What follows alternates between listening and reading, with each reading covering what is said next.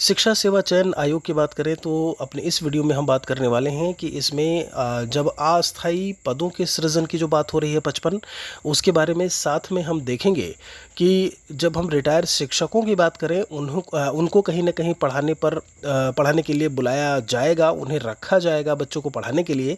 तो ऐसे में सवाल ये है कि जो बीटीसी डीएलएड टेट सीटेट जो जिन्होंने पास कर रखा है, अभ्यर्थियों की संख्या जिनकी लाखों में है, ऐसे में उनका क्या एक नई शिक्षक भर्ती देखने को मिलेगी भी कि नहीं मिलेगी।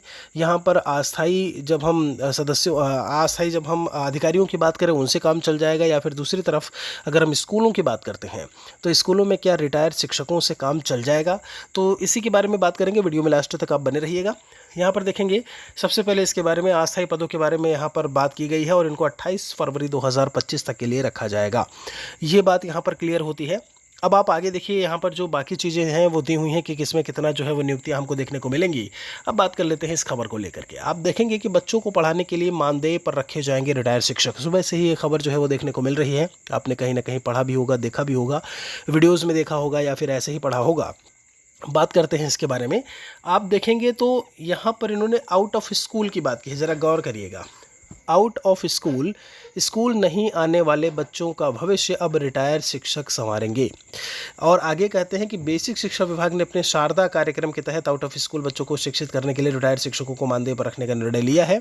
तो आउट ऑफ स्कूल इसको कैसे वो निर्धारित करेंगे, क्या कुछ मानक होंगे, ऐसे में किस तरीके से जो ऐसे में स्कूल ड्रॉप आउट वाले बच्चे कुल मिलाकर बात की जा रही है, उन्हें स्कूल में कैसे लेकर के आया जाएगा, किस तरीके से वो पढ़ाएंगे। तो बड़ा सवाल ये है, जब हम बात करते हैं इन शिक्षकों को लेकर के, जब ये रिटायर नहीं हुए थे, यहाँ पर थोड़ा सा मैं तथ्यात्मक रूप से बात करूँगा कि जब ये रिटायर नहीं हुए थे मतलब ये कहीं ना कहीं अपनी सर्विस में थे, सेवा में थे।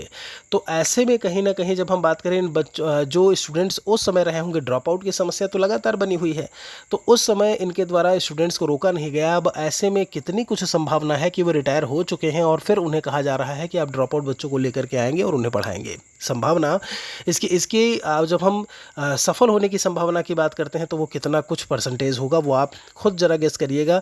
और जब हम दूसरी तरफ बात करते हैं दूसरी चीज़ों को लेकर के, कि जब इन्हीं चीज़ों को, जब ऐसे ही रिटायर्ड शिक्षकों को रखने की बात थी या इन्हें ही रखना था, तो फिर रिटायरमेंट देना ही क्यों।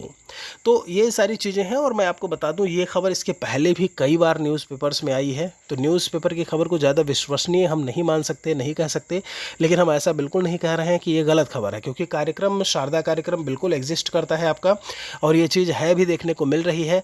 अब आप खुद सोचिए कि आप 6,000, 8,000, 10,000 में अगर कोई मिल जा रहा है पढ़ाने के लिए, तो क्यों ही आपको 50,000 रुपये पर मंथ जो है ऐसे में देने की चेष्टा रखेंगे। बाकी यहाँ पर इस खबर में तो यही है जो देखने को आपको सामने से मिल रहा है। अब दूसरी तरफ से बात करेंगे तो आपको कुछ पदों की संख्या देखने को मिलेगी जो अभी रिक्त है। कुछ स्टेटमेंट एक दो देखने को मिलेंगे जो माननीय सीएम महोदय के द्वारा दिया गया कि आपको भर्ती देखने को मिलेगी।